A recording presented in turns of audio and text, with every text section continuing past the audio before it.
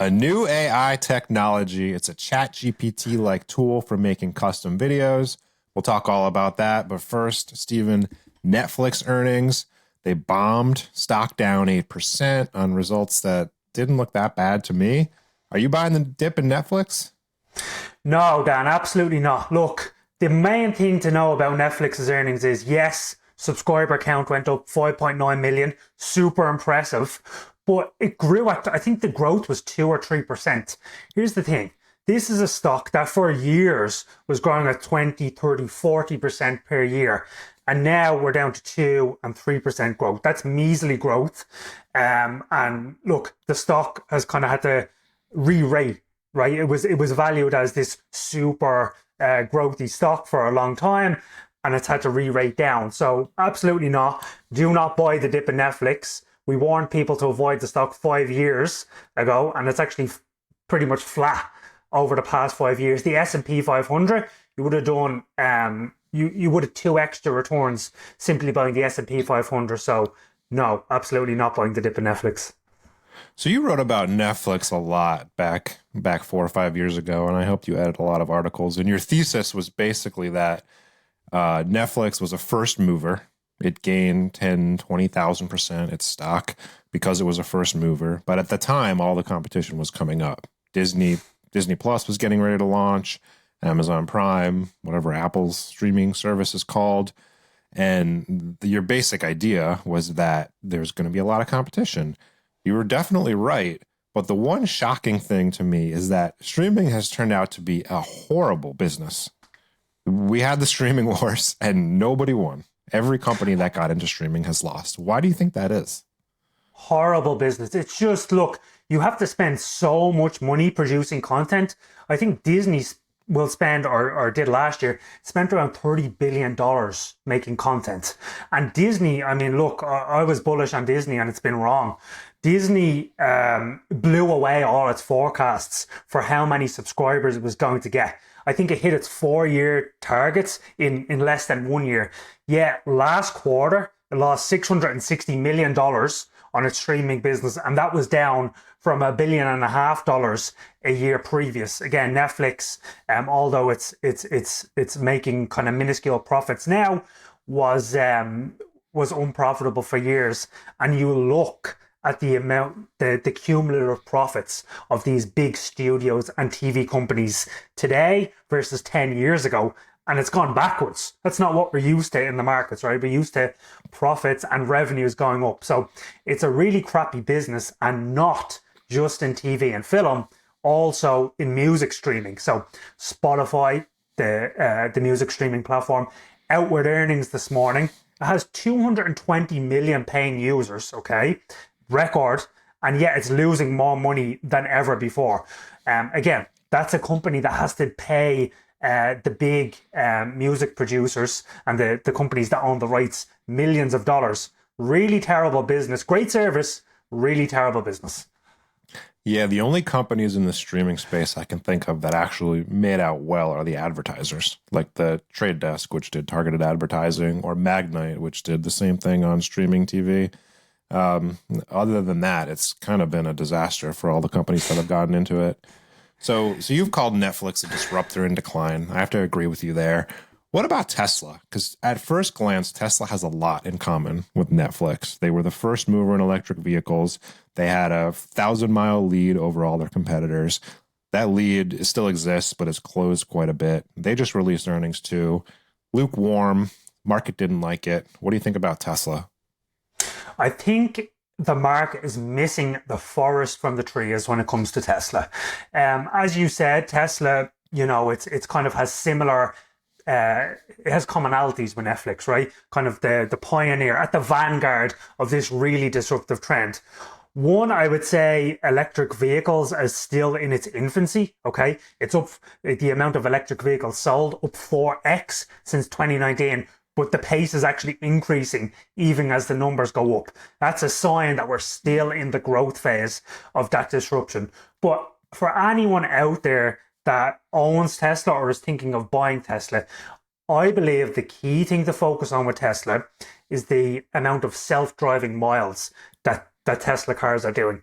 People may know that full self-driving is one of the features in Tesla's cars, and the amount of self-driving miles, the cumulative amount, is up 3x this year alone, or in the past 3 months alone. So an incredible jump. I think this is really what matters for the stock long term, not the amount of electric cars it sells. Because if Tesla can crack fully self-driving, it can be probably a $10 trillion company. Interesting. That is a contrarian opinion. It does not matter how many EVs Tesla sells. So is Tesla the leader in self-driving technology at this point? Have they surpassed Waymo or?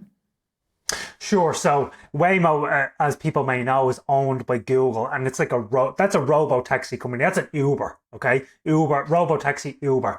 Tesla is a little different. You could go out today and you can buy a Tesla with this full self-driving capabilities, which people have told me it's kind of like a 16-year-old that just got their learner permit. Right? It's not completely ready for prime time yet. It is the only automaker in the world today that sells cars with this technology built in. So clearly it's the leader in the space. And again, I think, Tesla stock dropped because margins went down. Okay, it's making less money for every car it sells. That does not matter for this stock. That's not why Tesla is a $1 trillion company. I think Tesla today, people are valuing it like it could crack self-driving, and if that happens, who's to say Tesla is not a $10 trillion company in a couple of years? I'll simplify it even further. I would not bet against Elon Musk. It's that's been a losing proposition. Remember in 2018, 2019, everyone was betting against Tesla, right? Some of the most famous investors in the world turned out to be wrong, and with SpaceX as well. So look, you're right. Don't bet against Elon. All right, tell us about this exciting new consumer-facing application for AI.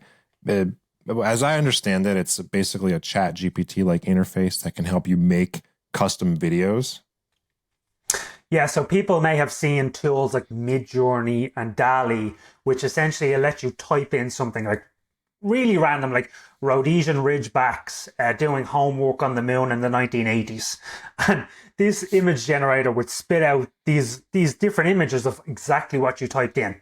So until now, that's been static images. And while that's super cool, it kind of has limited use.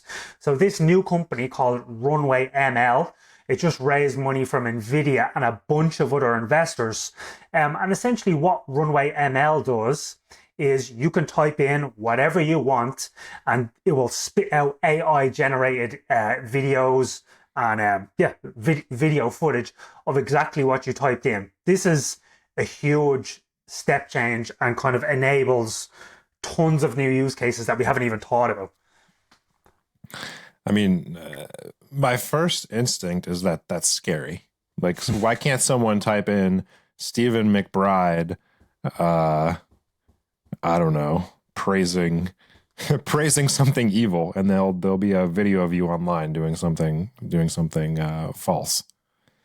Yeah, so look, I mean that could happen. I always think with these downside scenarios, that's $1 trillion problem, and some really smart entrepreneur is going to figure it out, just like we figured out spam, and just like we figured out all these other problems. I prefer to, people always ask what's wrong with the world or what could go wrong. I prefer to ask as an investor what could go right. And with something like this, okay, with a tool like Runway ML, say, Dan, you're really into basketball, I'm really into CrossFit, right? Well, Nike can now go and they can, with one or two simple prompts, they can type into this tool a new ad. Say they release some new sneakers. And me and you scrolling through Instagram or Twitter, we can see the same ad, but that's tailored to our experiences. So maybe the sneaker shows up in a basketball commercial for you and it shows up in a CrossFit commercial for me. That's the type of things that this tool will enable. It will even enable personalized movies, personalized TV series. So really the possibilities are endless, and it's exciting because finally, Dan, after 60 or 70 years of AI being stuck in, college laboratories, the application layer is here. We can finally get our hands on this and start to play around with it. You said could you say the company name again? Yeah, sure. It's runway.ml. And it's Just private. raised, yes, yeah, raised a couple of $1 million from Nvidia, some other big name investors. I think it's valued at $1.3 trillion today. Billion. Look, there's going to be a lot of hype and stuff, things that don't work out in AI, but this is definitely one to keep an eye on. $1.3 billion. You said trillion.